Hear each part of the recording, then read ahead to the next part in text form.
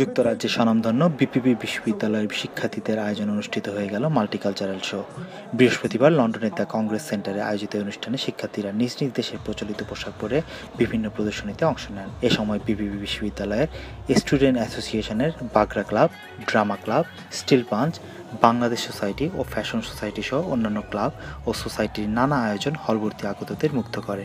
অনুষ্ঠানে উপস্থিত ছিলেন বিশ্ববিদ্যালয়ের VC Carl Laigo, BPP alumni director Sean Dias, BPP ওয়াটারলুর প্রেসিডেন্ট মিলহানুর রহমান নাওমি সহ আরও অনেকে।